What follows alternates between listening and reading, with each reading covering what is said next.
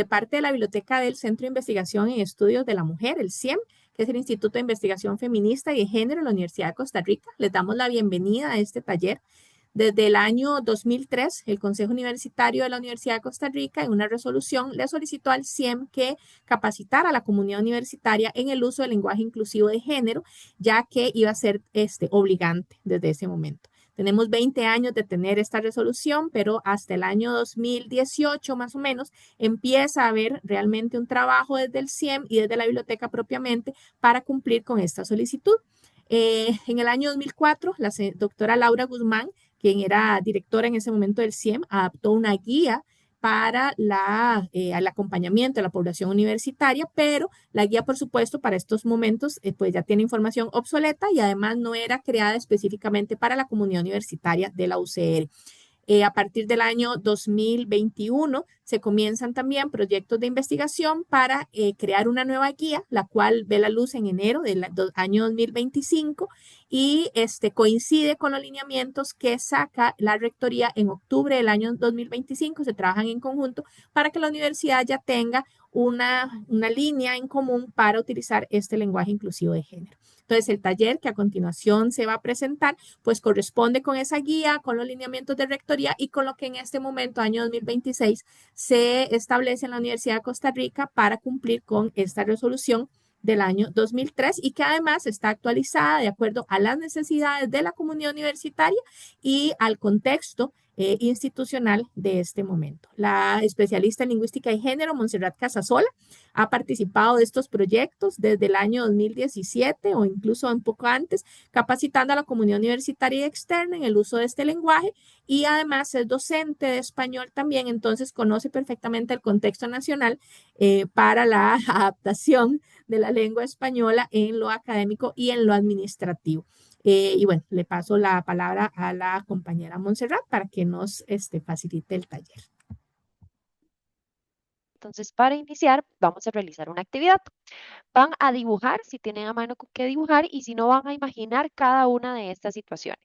Los profesores se reunieron para analizar la situación. Presidentes y vicepresidentes de la región se reunieron el fin de semana. Y el alumnado se manifestó en contra del recorte al presupuesto para la educación superior.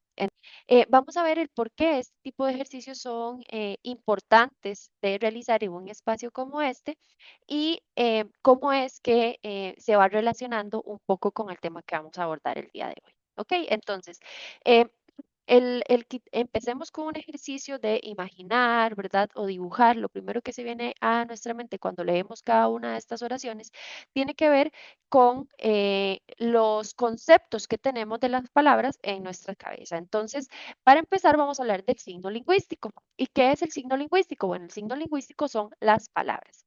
Y las palabras están compuestas por dos elementos, el significado y el significante.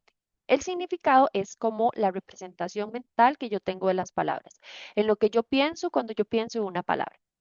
Y el significante es cada uno de los sonidos que conforman las palabras. Entonces vamos a ver que hay palabras que su significado nos induce a tener ese concepto de esa palabra en nuestra cabeza, ¿verdad? Esa imagen masculinizada, ¿verdad?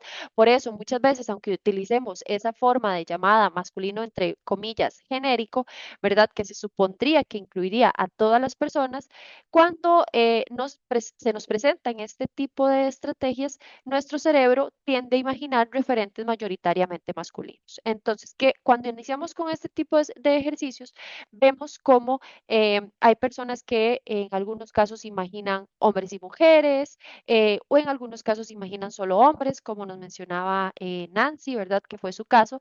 Y esta ambigüedad en lo que imaginamos que pueden ser solamente hombres o grupos mixtos, es justamente la problemática o la principal problemática de ese masculino que ha pretendido ser inclusivo, pero que realmente en la práctica no lo es. Ok, entonces ahorita vamos a ir viendo otros ejemplos de cómo es que esto se representa en en el lenguaje y cómo podríamos ir creando cambios para ir cambiando esa masculinización que hay de ciertos términos, ¿ok? Entonces, para iniciar, vamos a entender el lenguaje como un fenómeno, perdón, que es dinámico y en donde hay diversos recursos comunicativos en flujo, ¿verdad? El lenguaje siempre va a estar cambiando y va a estar cambiando para responder a las necesidades comunicativas de las personas que hablan una lengua. No hablamos igual cuando estamos con nuestro grupo de amigas o amigos, no hablamos igual cuando estamos en una presentación de la universidad, ¿verdad? El registro cambia. Utilizamos un lenguaje más formal o más informal. Este tipo de cambios tiene que ver con esa variación que tiene el lenguaje para adaptarse a esas necesidades comunicativas de las personas, ¿verdad? Y pues hay cambios que son más significativos, como el lenguaje inclusivo de género, que también responde a necesidades de las personas que hablan una lengua. El lenguaje inclusivo es un término muy amplio que refiere a una práctica lingüística que busca desarticular estructuras discursivas tradicionales, ¿verdad? En este caso, pues nos vamos a enfocar específicamente en el aspecto del género. Pero el lenguaje inclusivo en términos generales, pues también cuestiona jerarquías sociales, desigualdades que pueden tener que ver con discapacidad y con otros aspectos, ¿verdad? No es solamente un posicionamiento político, sino también una herramienta de resistencia porque está irrumpiendo en un discurso dominante, ¿verdad? Está mostrando que hay un descontento con este discurso dominante, con estas normas establecidas y nos obliga a repensar ese poder implícito que hay en la comunicación, ¿verdad? Justamente lo que les mencionaba la profesora al inicio, a cuestionarnos lo que ya hemos aprendido, ¿verdad? ¿Qué implican ese sistema de comunicación, ese discurso dominante? ¿Qué es lo que implica? ¿Qué está implicando? ¿Qué está defendiendo? ¿Verdad? Y cómo podemos irrumpir en ese discurso dominante para mostrar, ¿verdad?, un cuestionamiento a esas estructuras tradicionales que pueden traer desigualdad.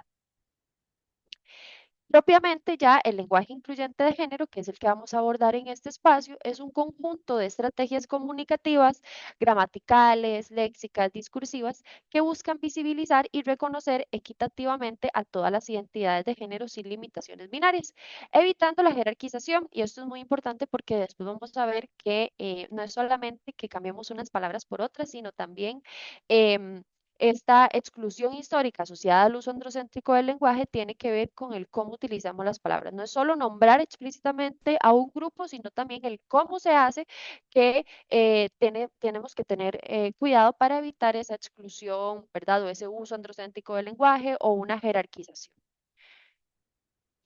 Ok, relacionado con esto, ¿verdad? Del androcentrismo, vamos a entender que el androcentrismo es considerar al hombre como el prototipo de la representación humana. Y esto reduce, en este caso, la autora Mercedes Bengoechea nos dice que a las mujeres, pero incluso no solamente a las mujeres, sino a cualquier otra identidad que no calce dentro de este prototipo de hombre, al estatus de seres subsumidos de la norma general, ¿verdad? Como meros casos particulares. Entonces, vamos a ver cómo es que se ha visto reflejado el androcentrismo en las descripciones que ha hecho el diccionario de la lengua española, por ejemplo, para que veamos también que incluso libros como los diccionarios, que pensaríamos que son objetivos, que solamente están describiendo, pueden incurrir en sesgos androcentristas. ¿Ok? Entonces, acá tenemos algunos ejemplos. Hasta la actualización del 2014, el verbo gozar decía que era disfrutar carnalmente de una mujer.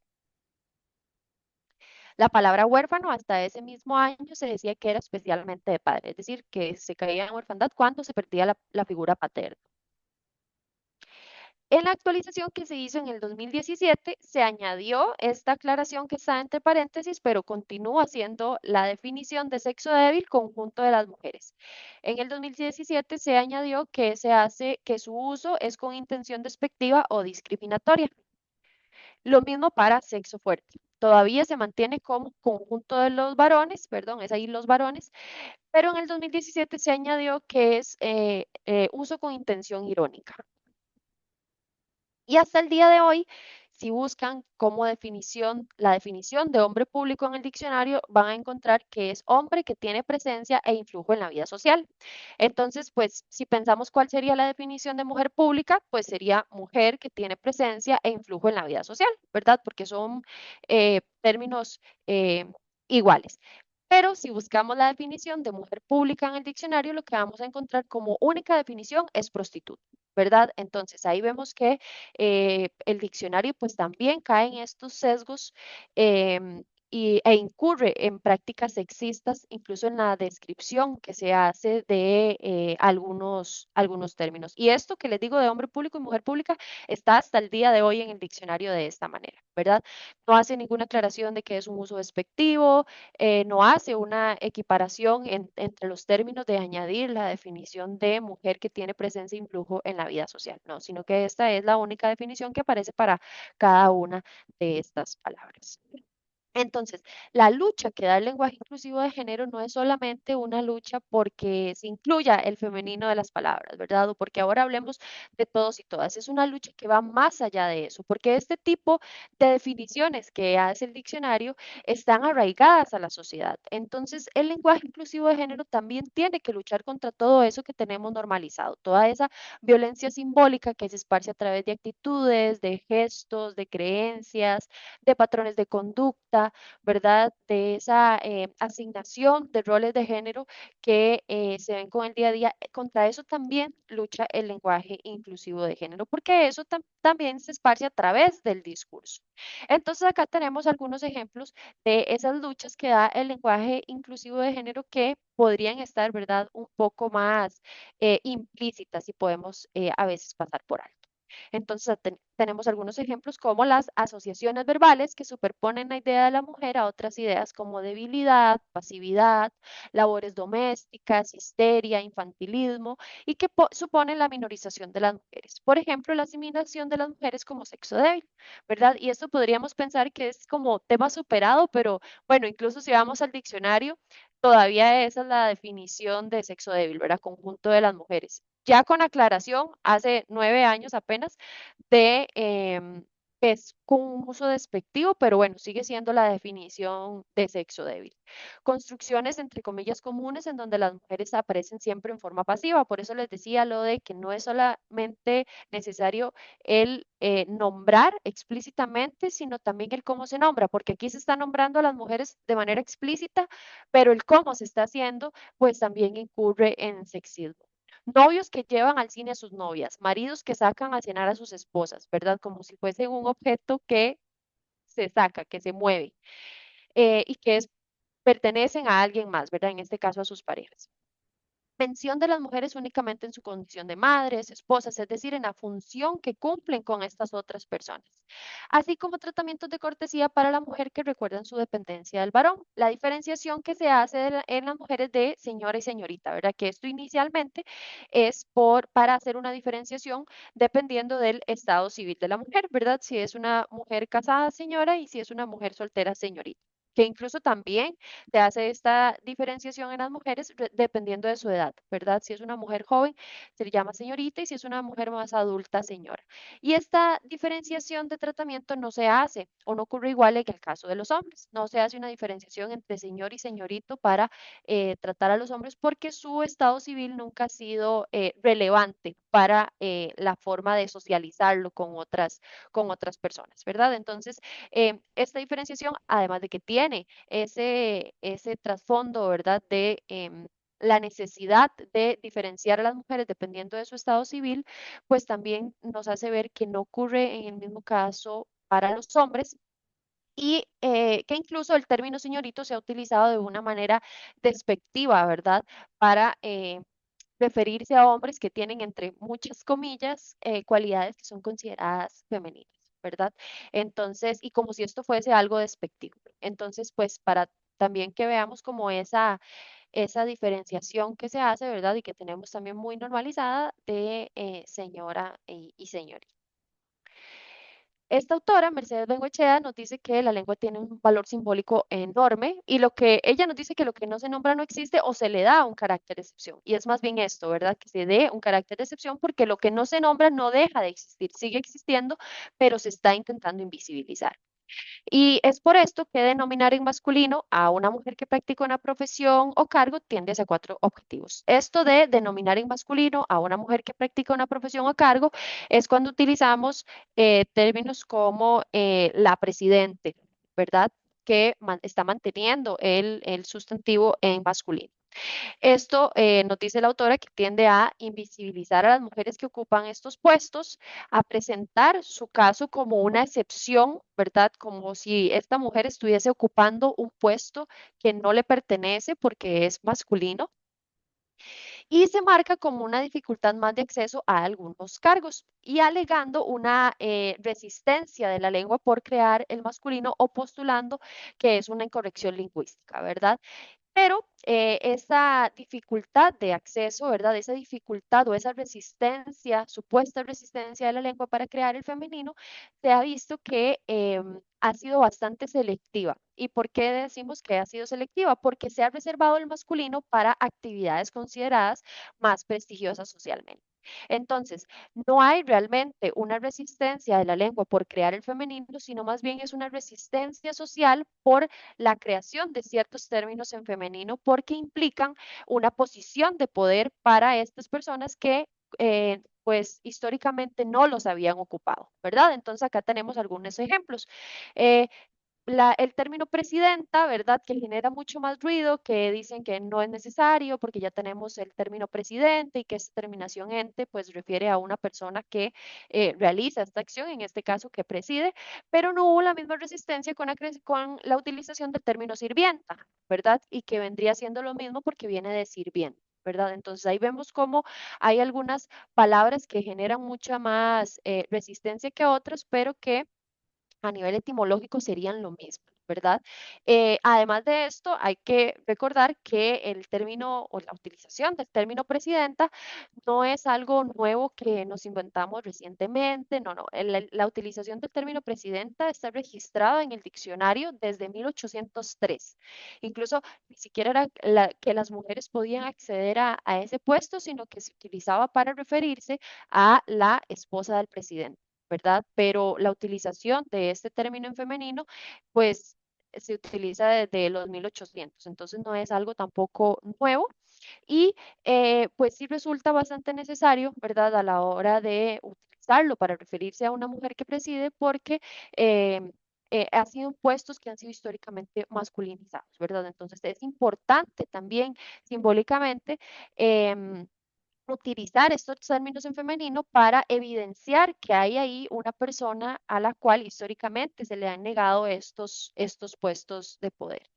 Y también hay ejemplos de cómo la lengua cambia en un sentido contrario, ¿verdad? De que hay puestos o hay cargos que adquieren mayor prestigio o las palabras que se utilizan cambian para adaptarse a nuevas necesidades porque los hombres incurren, ¿verdad?, en estos espacios. Por ejemplo, la utilización de aeromoza y sobrecargo. Anteriormente se utilizaba más la palabra aeromoza, pero cuando los hombres empiezan a incursionar en estos puestos, aeromozo no hace mucha gracia, ¿verdad? Entonces empiezan a utilizar otros términos como sobrecargo o como asistente de vuelo para no referirse a los hombres como aeromozo. También la utilización de otros términos como sastre, ¿verdad? Para ya no hablar de costureros o costureras, ¿verdad? Y todos estos cambios que se han hecho como para que las palabras adquieran mayor prestigio social, ¿verdad? O que la referencia que se utilice para ciertos cargos adquiera mayor prestigio social, se ha hecho cuando los hombres empiezan a incursionar en esos campos, ¿verdad? Entonces, así como hay una resistencia para crear ciertos términos en femenino que tiene que ver con puestos que tienen más prestigio social y que están empezando a ocupar las mujeres, cuando hay una palabra que tal vez no tiene tanto prestigio social o un cargo que no es considerado tan prestigioso y lo empiezan a realizar los hombres, pues se busca otra palabra para que ésta adquiera mayor prestigio. Entonces, ¿cuál es el problema con la forma del masculino genérico? Porque acá vemos que pues todas estas luchas que da el lenguaje inclusivo de género tienen que ver con el cómo utilizamos la lengua, no precisamente con únicamente la utilización del masculino genérico, sino como otros tipos de estrategias y de formas en las que utilizamos la lengua puede incurrir en sexismo. Pero ¿cuál es el problema entonces con este masculino llamado genérico? Bueno, como les mencionaba al inicio con el ejercicio del dibujo, el mayor problema es que nos produce ambigüedad. Y esto puede entorpecer la comunicación y el principal problema es que nos induce a imaginar referentes masculinos, ¿verdad? Y esto pues invisibiliza a otras personas que puedan estar en los espacios. Esto en los hombres mejora el autoconcepto y promueve la sobreidentidad y a nosotras se nos oculta, se nos excluye y se nos infravalora. Esto les podría parecer que es demasiado, pero tenemos anécdotas de profesoras de la universidad que hacían como ciertos ejercicios para introducir el tema del lenguaje inclusivo de género en sus clases y utilizaba el femenino como genérico, ¿verdad? Aunque hubiese mayoría de mujeres, pero un par de hombres, o incluso aunque fuesen mayoría de hombres, utilizaban el femenino como genérico. Y nos comentaba la profesora que siempre, ¿verdad? Sus estudiantes hombres eran como, profe, y aquí estoy yo, no me ha visto, y ella como, ah, sí, ¿verdad? Y seguía hablando en femenino, y para los hombres era extraño, entonces siempre le decían como, profe, aquí estoy yo, ¿verdad? Y ella utilizaba este tipo de ejercicios para reflexionar sobre cómo los hombres no están acostumbrados a que no se les nombre explícitamente, pero aún así, ¿verdad? Y el problema no es que ellos se sientan incómodos con que no se les esté nombrando, sino que una nos tiende a hacer eso, ¿verdad? Una está mucho más acostumbrada a que se hable en masculino genérico, aunque una esté en el espacio, y identificar cuándo se está hablando con una y cuándo no, ¿verdad? Entonces, esa incomodidad que ya una tiende a no sentir cuando se habla en masculino genérico tiene que ver con una cuestión aprendida, ¿verdad? Hemos aprendido a que no se nos nombre y a identificar cuándo se nos está incluyendo y cuándo no. Pero esto el lenguaje por sí mismo no nos lo está dando, porque este masculino genérico en realidad no tiene ninguna distinción del masculino excluyente, del que refiere únicamente a hombres, solamente en el contexto y pues por intuición también un poco una podrá saber cuándo se le están incluyendo a una o no.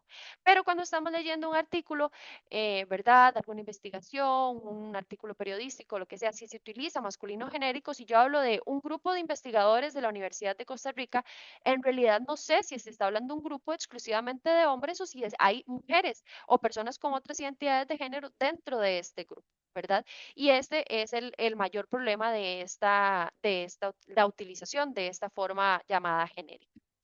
Y nos coloca a las mujeres también en una posición de dependencia y provisionalidad en el lenguaje porque la norma nos diría que no se habla de mayoría, la norma nos diría que puede haber un grupo de 100 mujeres, pero si hay un hombre tendríamos que utilizar este masculino genérico. Entonces nos colocan en esa posición de tener un espacio provisional en el lenguaje.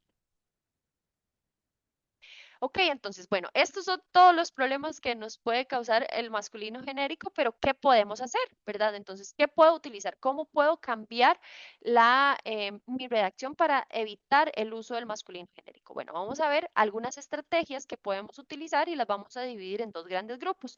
El primer grupo le vamos a llamar estrategias de neutralización y al segundo estrategias de especificación. Entonces, como estrategias de neutralización, tenemos el uso de sustantivos colectivos, de nombres abstractos y epicenos. Entonces, podríamos modificar el hombre por la humanidad, los niños por la niñez, los trabajadores por el personal, los políticos por la clase política, los directores por las direcciones y los investigadores por las personas investigadoras. Podemos hacer uso de formas impersonales. Por favor, pasen todos a la presentación del libro. Lo podríamos modificar por se les invita a pasar a la presentación del libro. Omisión del sujeto. En español tenemos la ventaja de que el verbo nos dice exactamente la persona de la que estamos hablando, si es singular, plural, si es primera, segunda, tercera. Entonces, acá tenemos, nosotros defendemos los derechos humanos, podríamos modificarlo por defendemos los derechos humanos y ahí sabemos que hay una eh, primer persona plural. El uso de infinitivos. Los empleados que escriben con lenguaje incluyente contribuyen a la igualdad podría modificarse por escribir con lenguaje incluyente contribuye a la igualdad. La utilización de pronombres. Aquellos que asistieron a la capacitación recibirán una constancia, podría modificarse por quienes asistieron a la capacitación recibirán una constancia.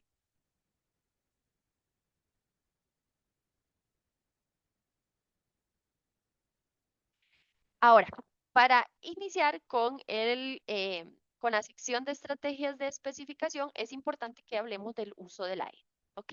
Y creo que cuando digo el uso de la E, muchas de las personas que estamos acá ya pueden intuir de qué les estoy hablando. Entonces, es importante que pensemos también que cuál es el génesis de este tipo de estrategias del uso de la E, ¿verdad? ¿De dónde es que nacen y por qué? Entonces, nacen para evidenciar que hay una posibilidad más allá del binarismo, ¿verdad? Ya no es la O ni la A, sino es otra forma. Esta necesidad, ¿verdad?, de evidenciar esta posibilidad también surge de una necesidad de identificarse por medio de la lengua. Yo como persona me identifico con esta forma, ¿verdad?, que no encaja dentro de las posibilidades que tiene la lengua de momento, que eran la O y la A, ¿verdad? Nada más, masculino y femenino. Entonces, pues esta necesidad que surge para poder identificarse por medio de la lengua, como ya lo habíamos visto en la definición del lenguaje, el lenguaje se evoluciona para adaptarse a las necesidades comunicativas. Entonces, acá lo que ocurre es una adaptación del género gramatical para que haya una concordancia con mi identidad de género, ¿verdad? Entonces, surge la utilización de la E como un nuevo género gramatical, ¿verdad? A nivel lingüístico, pues si se estudia el fenómeno, ¿verdad? ¿Cómo es que ocurre? ¿Cómo es que se están formando estas palabras? Pues su formación es completamente orgánica, natural, de cómo es que funciona la lengua del español, ¿verdad? Este uso de la E lo que hace es que esta E se convierte en un morfema de género, va a decirnos cuál es ese género que se está utilizando en ciertas palabras, ¿verdad? Que esto es muy importante, es en ciertas palabras, es en palabras que refieren a personas donde se hace el cambio, ¿verdad? Sabemos que a veces se dan comentarios como de que ahora vamos a decir le munde, le mese, ¿verdad?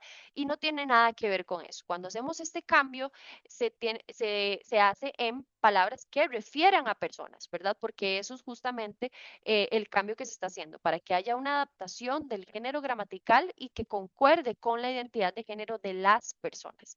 Entonces, esta E viene a funcionar como un morfema de género, ¿verdad? Lo que nos viene es a marcar el género gramatical de las palabras y viene a funcionar igual que la A y que la O. ¿Verdad? Es exactamente lo mismo, funciona de la misma manera. Entonces, pues a nivel lingüístico, la formación de estas palabras con E sigue todas las normas de la creación de sustantivos y de adjetivos con un género gramatical específico.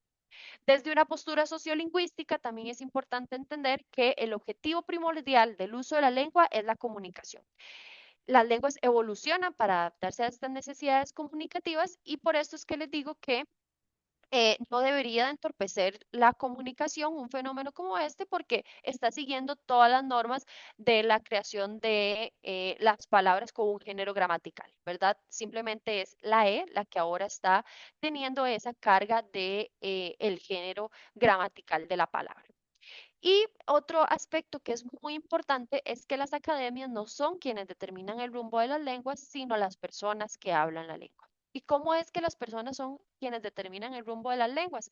Por la amplitud de ámbitos de uso que va teniendo un fenómeno. Y con amplitud de ámbitos de uso nos referimos a que quizás hace algunos años el uso de la E tenía un corte más informal, lo veíamos en redes sociales, en aplicaciones de mensajería instantánea, tal vez hasta en un grupo etario mucho más reducido y específico. Sin embargo, esto ha ido cambiando con el tiempo. Ha tenido una amplitud de ámbitos de uso mucho más grande. Ya no es solamente para un ámbito informal, sino que también lo vemos en ámbitos formales. Ya no está reservado para un grupo etario en específico, sino que muchas más personas lo utilizan de todas las edades. Hay países en los que hay legislación escrito con este tipo de estrategias, hay tesis, hay artículos académicos, hay literatura, música, ¿verdad? Entonces, ese tipo de amplitud, ¿verdad? De ya encontrar este tipo de estrategias en otros espacios también formales, es lo que hace que el fenómeno tenga pues más importancia y se establezca en la lengua y podamos comprendernos con mayor facilidad. Por eso les decía que incluso sin tener en toda esta información que estamos viendo aquí, un ejemplo concreto del uso de la E, cuando digo el uso de la E, algunas personas, si no la mayoría, podríamos entender de qué estamos hablando. Monse, ahí para aprovechar lo que estás mencionando en esta cuestión de que precisamente, ¿verdad? Ya va siendo un uso más general. También mencionarles que a nivel internacional hay todavía discusiones y eso no se va a acabar pronto sobre el uso de esta E en el sentido de para qué utilizarla. Porque en algún momento muchas personas empezaron a utilizar y muchos grupos como si fuera un genérico también en lugar del masculino genérico, pero por supuesto hay otros grupos que incluidos en esos feministas que consideran que utilizar la E como si fuera un genérico vuelve a invisibilizar a otras poblaciones que no se identifican con esta E o que sí, en el imaginario simbólico de las personas no están representadas porque no se les está nombrando. Entonces, esa es la discusión que hay en este momento a nivel nacional e internacional. Hay personas que en las aulas y en diferentes espacios seguirán usando la E como en un ejemplo de todes para referirse a todas las personas, pero hay otros grupos que prefieren que esa E se utilice nada más para las personas que se identifican como no binarias.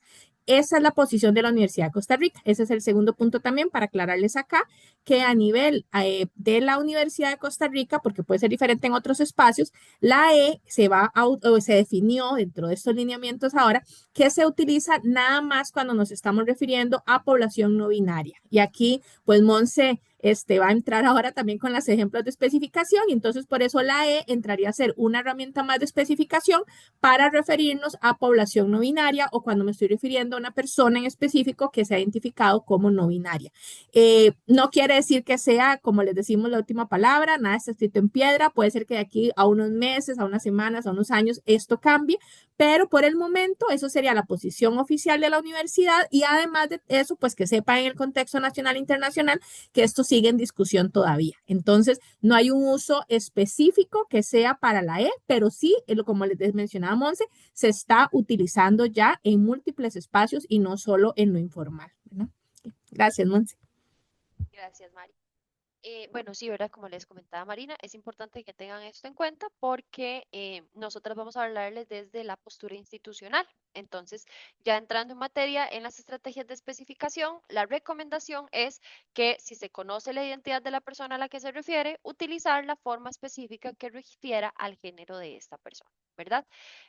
Sabemos justamente lo que les decía Marina, que en ocasiones la E se utiliza como un genérico, pero también parte de nuestra experiencia y de las consultas, ¿verdad? O compartir espacios con personas no binarias, pues también se hablaba de cómo esto puede ser una apropiación, ¿verdad? De una forma que fue creada para distinguir, ¿verdad? A un grupo de personas y que su utilización como un genérico, pues esto podría entorpecerlo un poco, ¿verdad? Pero también es un uso que se le da. La recomendación institucional es que sea específico para una persona no binaria. Entonces, acá tenemos algunos ejemplos. La utilización de desdoblamientos, ¿verdad? O incluso ya hablar ahí de las tres formas. Los jefes de departamento tienen que elaborar un reporte mensual. Las jefas y los jefes de departamento tienen que elaborar un reporte mensual. En otro espacio nos preguntaban, bueno, ¿y con jefes cómo lo haríamos para utilizar la E, ¿verdad? Porque ya la palabra termina con E y en masculino. Pues ahí entonces el artículo podría ayudarnos a diferenciar la forma masculina de la no binaria. Entonces serían las jefas, los jefes y les jefes de departamento tienen que elaborar un reporte mensual. Utilizar el género según sea la persona que desempeñe el cargo, oficio u ocupación. En lugar de estudia para ser médico, pues se recomienda especificar el género de la persona según corresponda, médica o médique. Acá tenemos algunos ejemplos de cómo podrían utilizarse con otras palabras. Mi hermano quiere ser arquitecto, mi hermana quiere ser arquitecta, mi hermana o mi hija quiere ser arquitecte, ¿verdad? En caso de que se trate de una persona no binaria. Y respecto a el lenguaje inclusivo de género, en términos generales, y respecto al uso de la la Real Academia de la Lengua ha mostrado, ¿verdad?, su postura más reciente. Sabemos que tenemos esta concepción de que está como súper prohibido el uso del lenguaje inclusivo para la academia, pero esto ha ido cambiando. Con el paso del tiempo, porque como les decía, ¿verdad? Al final no es la academia la que lo define, sino las personas que hablan la lengua. Y cuando ya empieza a tener un fenómeno, un uso tan extendido, pues no le queda a la academia, ¿verdad? Pues más que describir lo que está sucediendo. Entonces, específicamente hablando del uso de la ¿verdad? O de las personas no binarias, ante la consulta que se le hizo a la RAE en el 2018, en ese caso, en ese entonces, perdón, vía Twitter, se le consultaba sobre cómo habría que referirse a una persona no binaria. Y lo que respondió la Real Academia de la Lengua fue que habrá que preguntarle a esa persona en concreto cómo quiere ser tratada, ¿verdad? Y esto es muy importante porque eh, cuando hablamos de la utilización de ciertas estrategias, pues siempre les decimos como, bueno, ¿verdad? Puedes usar las estrategias con las que te sientas más cómoda o más cómodo. em, y pues que eso va a depender de cada persona. Pero cuando hablamos de referirnos a otra persona, si esta persona me está diciendo explícitamente que se identifica con un pronombre en específico o que quiere ser tratada de alguna forma, ya no estamos hablando de si yo, Montserrat, me siento cómoda con el uso de ciertas estrategias o no, sino con el respeto a la identidad de la otra persona y eso debería de primar sobre cualquier cosa, ¿verdad? Entonces, pues en esa misma línea va la respuesta de la RAE, ¿verdad? Preguntarle a esa persona en concreto cómo quiere ser tratada y respetar esa, ese trato hacia las personas. Y en relación con el lenguaje inclusivo de género en términos generales, en el 2020 la RAE da una de las razones por las cuales se puede utilizar el lenguaje inclusivo, ¿verdad? Ya reconociendo que la utilización de ese masculino que igual intentan llamar inclusivo, ¿verdad? Pues puede dejar por fuera a otros grupos. Entonces nos dice que se considera que el uso del inclusivo el uso inclusivo del masculino, tanto en singular como en plural, debe ser sustituido, ¿verdad? Ese uso del inclusivo del masculino es ese masculino genérico del que les estaba hablando, debe ser sustituido por otras expresiones genéricas, que fue como las que vimos en las estrategias de neutralización, la ciudadanía, persona, ser humano o por duplicaciones de género en la que la referencia a la mujer quede asegurada, los niños y las niñas, así como por medio de otros recursos gramaticales y léxicos, ¿verdad? Entonces ya en el 2020 la RAE está dando la razón de que debe ser sustituido en algunos casos por otras expresiones para que quede la referencia a la mujer quede asegurada, ¿verdad? Pues en este caso nos está hablando solamente de hombres y mujeres, pero ya hay por lo menos una aceptación, ¿verdad?, de que se deben hacer algunos cambios porque el masculino inclusivo, entre comillas, no resulta tan inclusivo como se cree. Ok, entonces ahora vamos a recordar. A partir de las estrategias de neutralización, ¿cómo podemos neutralizar estas oraciones? Para que el estudiante sea el protagonista activo del proceso de aprendizaje, es necesario emplear diversas estrategias y métodos didácticos que generen experiencias vivenciales. ¿Y de qué manera se beneficia el aprendizaje del estudiante y cuál es el rol del profesor? Entonces, ahí pueden hacer como un chequeo general, ¿verdad? De qué palabras están haciendo referencia a personas, en qué género gramatical tienen estas palabras y cómo podríamos neutralizarlas, ¿ok? Entonces vamos a tomarnos un par de minutitos para eso. Entonces, ¿verdad? Todas las palabras van a tener género gramatical, ¿verdad? Entonces podemos ir un poquito acá a las de neutralización, ¿verdad? Cuando yo hablo de la humanidad, ¿verdad? Ahí tiene un género gramatical. La niñez, ¿verdad? También tiene género gramatical femenino. El personal, ahí se está hablando de un género gramatical masculino. Sin embargo, es porque el género gramatical es diferente del género, ¿verdad? Para referirse a las personas. Entonces, estas palabras tienen género gramatical, ya sea masculino o femenino, pero su significado es un significado de colectividad o de abstracción, ¿verdad? Cuando yo hablo de la niñez, yo no me estoy refiriendo a mujeres, ¿verdad? Sino que estoy hablando de un colectivo, estoy hablando de algo abstracto, de la niñez. Entonces, esa es la diferenciación. Cuando hablamos de los profesores, ahí yo sí estoy hablando en masculino. ¿Por qué? Porque yo puedo hablar de las profesoras, ¿verdad? Entonces, ahí sí se puede hacer una distinción. Si hablo de el personal docente, esto es colectivo, ¿verdad? No estoy hablando específicamente de hombres ni de mujeres. El género gramatical de el personal es masculino, pero no me estoy refiriendo a un conjunto de hombres, ¿verdad? El significado de la palabra refiere a una colectividad. Lo principal es que se comprenda que en la comunicación deben visibilizarse a todas las personas, indistintamente de la herramienta que se utilice. Entonces, a veces vamos a utilizar herramientas que nos incrementan la redacción, pero a veces no, a veces más bien nos van a reducir la redacción dependiendo de lo que estemos escribiendo. Entonces, no hay una forma correcta o incorrecta mientras se esté visibilizando a todas las personas y mientras se esté utilizando, por eso la diferencia entre el género gramatical y el género de las personas, ¿verdad? Mientras se esté utilizando correctamente la redacción. Y acá, por ejemplo, entramos a desmistificar estos errores que hay de que si el género inclusivo entonces va a decir la carra. No, porque el carro es un objeto inanimado cuyo género gramatical es masculino porque el idioma español es un idioma binario donde hay artículos femeninos y artículos masculinos. Y entonces el carro, la mesa son objetos inanimados que no tienen un género de persona, sino que tienen un género gramatical que por sí mismo ya es masculino o femenino, eso no se va a variar, pero este sí debe corresponder, cuando se habla de personas, sí debe corresponder a la visibilización de todas las personas. Entonces, el carro, la mesa, la puerta, el lapicero, se quedan con sus géneros gramaticales correspondientes.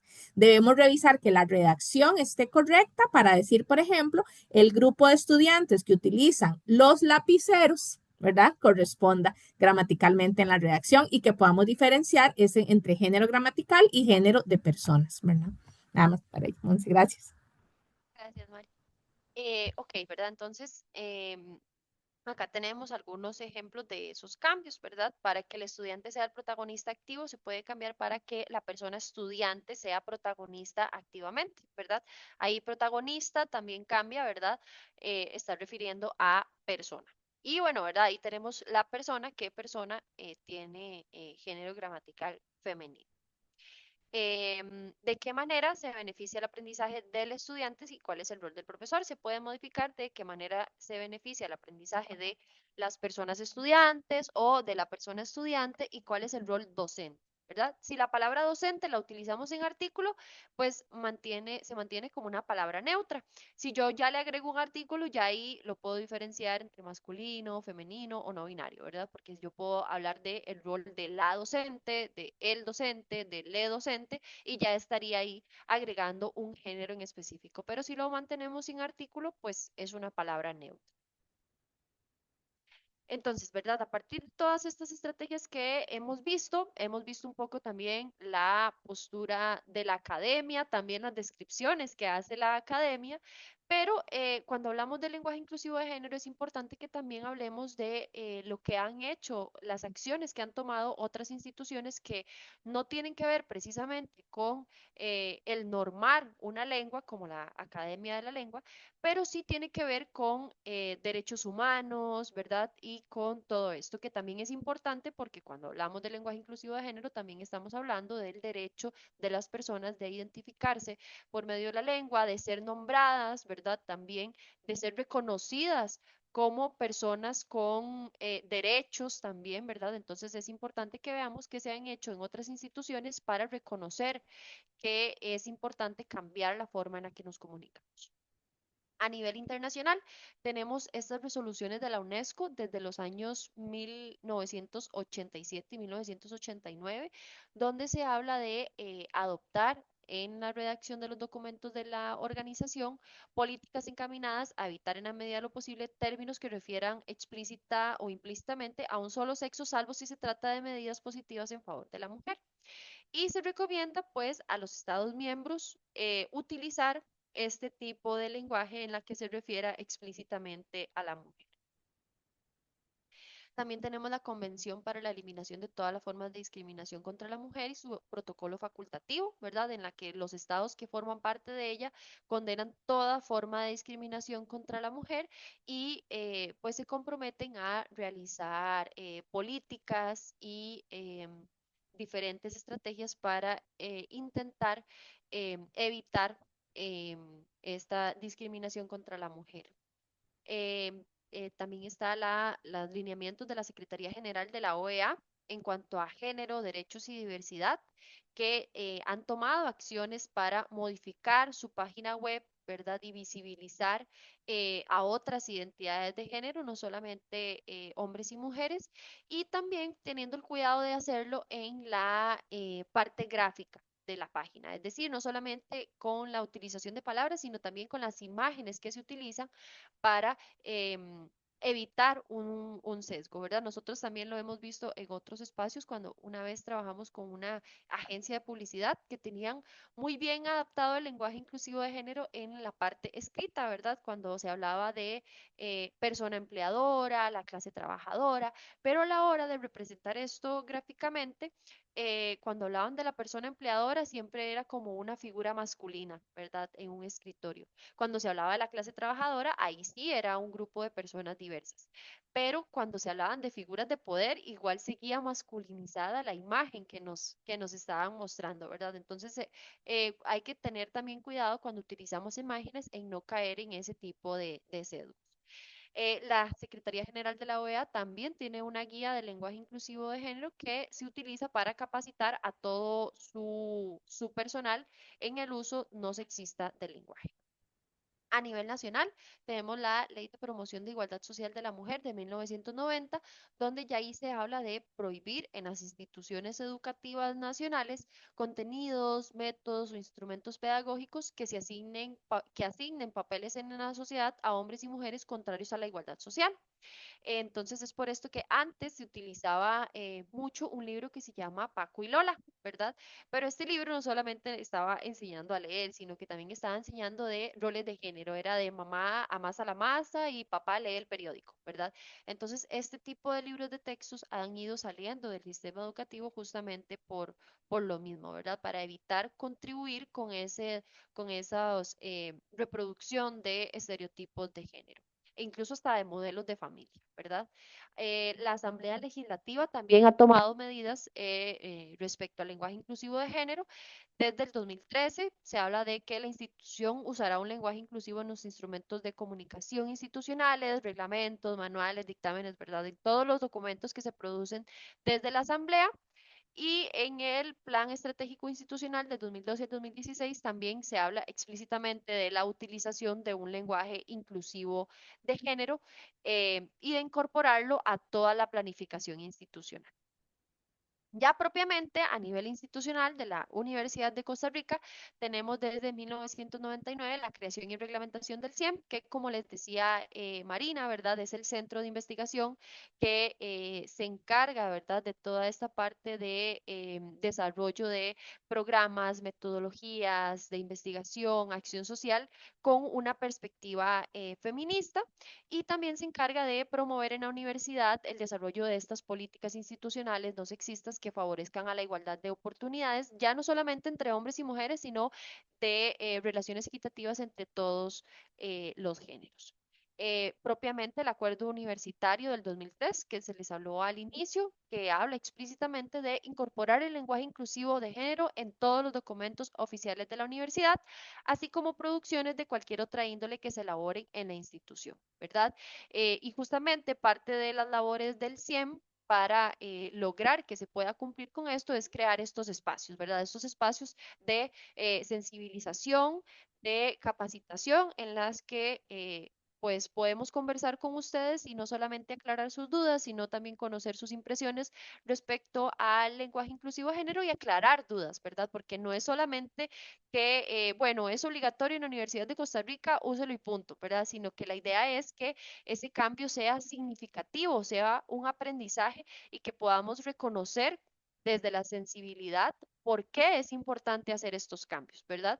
Y que también sepan que el no usarlo, pues también es un posicionamiento y qué están queriendo decir con una resistencia a este cambio. ¿Verdad? Entonces, es por eso que surgen estos espacios para poder tener esta comunicación con la comunidad universitaria y poder hacer un cambio, pero un cambio que sea significativo, un cambio informado, entendiendo el por qué es importante y por qué es que la institución toma estas medidas para la implementación del lenguaje inclusivo de género.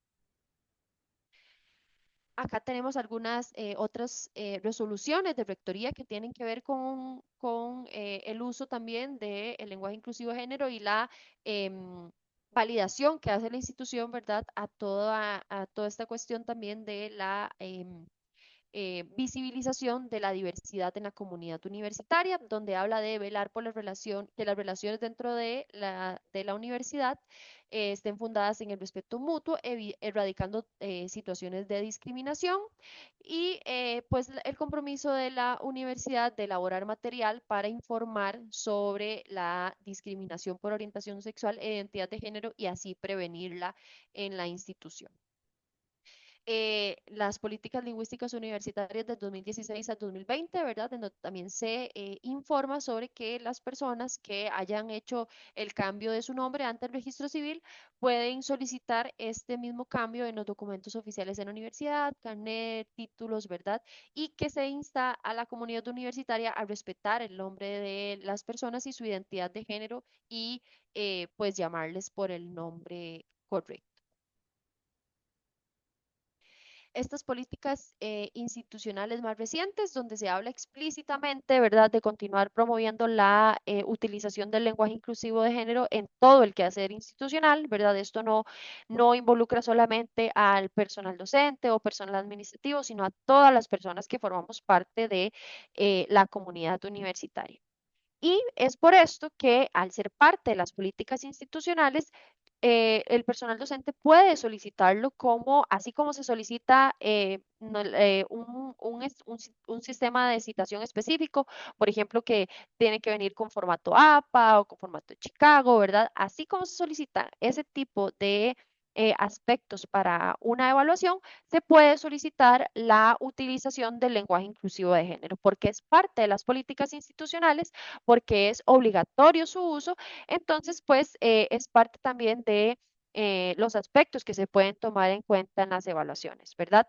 Tanto lo puede solicitar el personal docente como ustedes como estudiantes lo pueden utilizar y eso no puede ser un motivo para que su calificación se vea afectada, ¿verdad? El uso del lenguaje inclusivo de género no debería de afectar su calificación, ¿verdad? En caso de que en algún momento se encuentre en algún espacio en el que la persona docente les diga que está mal porque lo estén utilizando, pues tienen el respaldo de las políticas institucionales del uso del lenguaje inclusivo de género.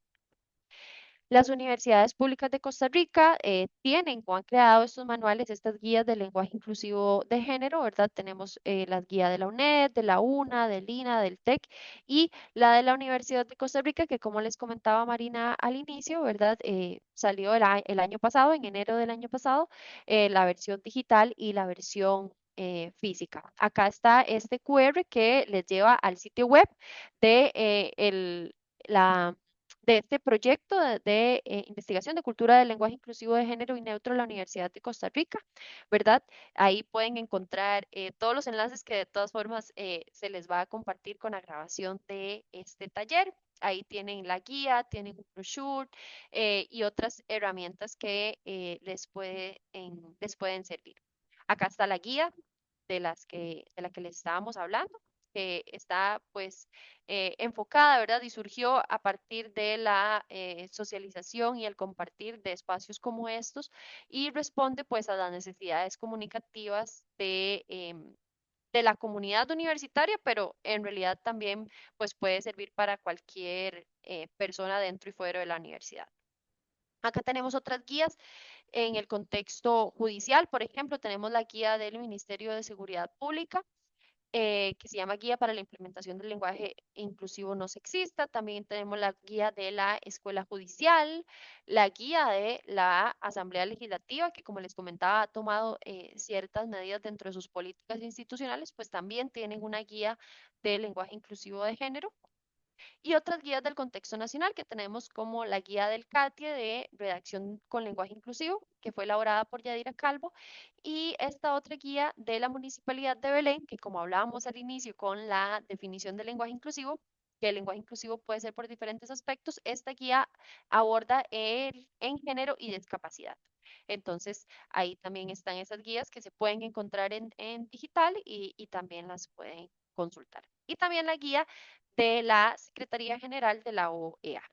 Acá tenemos algunas expresiones que tienen que ver un poco con lo que comentaba de hecho Jimena, ¿verdad? Evitar expresiones discriminatorias de se comporta como hombre, se comporta como señorita, es fuerte como hombre, o este ejemplo que es justamente en relación con lo que decía Jimena. Enfermeras y médicos participaron en la huelga del sector. Eso sería menos inclusivo. Más inclusivo sería el personal sanitario participó en la huelga del sector. Porque aquí estaríamos asumiendo, ¿verdad? La feminización que se hace y masculinización que se hace de ciertas profesiones.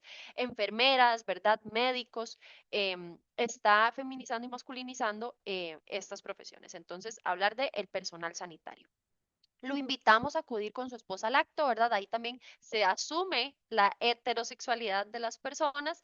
Le invitamos a acudir con su pareja al acto, sería una forma más neutra.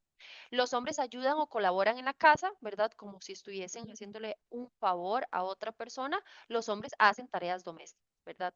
Es parte de las responsabilidades de todas las personas. Visibilizar el género cuando le exija la situación comunicativa, justamente como lo que mencionaban también las compañeras en el ámbito de derecho, ¿verdad? Que hay posiciones que han sido masculinizadas. Entonces, el tribunal está integrado por jueces y juezas de distintos países, por ejemplo o no visibilizar el género cuando la situación comunicativa no lo exija. ¿Cuándo no lo exige la situación comunicativa? Pues cuando yo me estoy refiriendo a un grupo muy amplio, cuando mi público meta es público general, entonces ahí es mejor evitar alguna forma de especificación y sería mejor utilizar formas de neutralización. Menos inclusivo sería se dará prioridad a los candidatos que tengan conocimiento en gestión y más inclusivo sería se dará prioridad a quienes tengan conocimiento en gestión, para no hacer alusión a un género en específico. Y para finalizar, nos gustaría dejarles con el fragmento de estos dos fragmentos de un libro que se llama El lenguaje inclusivo y la exclusión de clase, de una escritora española que se llama Brigitte Vasallo. Y nos dice que lo que hacemos cuando hablamos en femenino, neutro, duplicando o utilizando cualquier otra fórmula no es resolver, sino mostrar un desasosiego, desnaturalizar, generar ruido, propiciar un desplazamiento, intervenirlo y que nos devuelve la potestad sobre nuestra lengua a través de la atención de sus usos ilegales, ¿verdad? Y esto también nos lleva a reflexionar sobre que el lenguaje inclusivo no es una lucha aislada del resto de luchas que se dan desde el feminismo, ¿verdad? Sino que el ruido que genera la utilización del lenguaje inclusivo de género, ¿verdad? Esa incomodidad, esa muestra explícita de que estamos interviniendo un discurso dominante, pues genera ese ruido, esa tensión, ¿verdad? Esa incomodidad que puede llevarnos a reflexiones y a conversaciones en otros temas de ámbito social que también son muy importantes y que van de la mano con esto que denuncia el lenguaje inclusivo de género, que es este sistema, ¿verdad? Que beneficia a unas personas por su género y a otras nos pone en una posición de desventaja. Y el otro fragmento es que nos dice la autora que otra cosa es que si viviésemos en entornos no sexistas, hace mucho estaríamos haciendo con el género, también gramatical, lo que nos diese la gana, sin tener instituciones que nos impidiesen apropiarnos de ello, porque detrás de la defensa de la corrección de la lengua frente a las necesidades de sus hablantes, ahí sí hay patriarcado, ¿verdad? Muchas veces, como les mencionábamos en los cambios que se hacen, nos dicen que es una resistencia de la lengua, que no se puede crear esa forma en femenino porque no existe, porque no es correcto gramaticalmente, ¿verdad? Pero realmente si hay una necesidad de las personas que utilizamos la lengua, o sea, la lengua existe porque la necesitamos, ¿verdad? Entonces, si necesitamos cambiarla, para poder adaptarse a estas nuevas necesidades comunicativas, pero hay una defensa que no quiere que se mueva la lengua em, por una cuestión de su defensa, ¿verdad? Ahí sí hay patriarcado, porque esa defensa de lo que se está haciendo es más bien una defensa del sistema patriarcal que está, pues, queriendo mantener ese discurso. discriminatorios, ese discurso invisibilizante, ese discurso patriarcal que nos pone en desventajas a otras personas también en el uso de estos recursos lingüísticos, ¿verdad? Entonces, también para que reflexionemos sobre el por qué esa defensa, ¿verdad?, de la lengua frente a la necesidad de las personas que hablan la lengua y que veamos que justamente lo que se defiende, cuando se defiende mantener la lengua de una manera invisibilizante para otras personas, es el sistema realmente que está detrás de una lengua que invisibiliza, que es patriarcal, ¿verdad? Entonces, ahí para reflexionar. Y ya para finalizar, acá les queda también pues el contacto de la biblioteca, que como les mencionaba Marina, pueden consultar ya sea por una consulta académica, pero también por una consulta personal respecto al tema, si no saben cómo utilizarlo, si están haciendo algo y quieren como asesoría respecto al tema, pues con muchísimo gusto pueden contactar la biblioteca del CIEM y ahí se les va a brindar la asesoría necesaria. Ok, Mari, te cedo la palabra. De parte de la Biblioteca del CIEM, les agradecemos por ser parte de estos talleres y parte del proceso de cambio en la comunidad universitaria. Esperamos que la información que aquí se les brindó sea de ayuda y acompañamiento para ustedes en la creación de documentos oficiales, formales, pero también en la comunicación institucional. Si tienen cualquier consulta, cualquier duda, acá tienen nuestros contactos para que nos llamen, nos escriban por WhatsApp o por correo electrónico y con todo gusto vamos a estar acompañándoles en este proceso. Muchas gracias.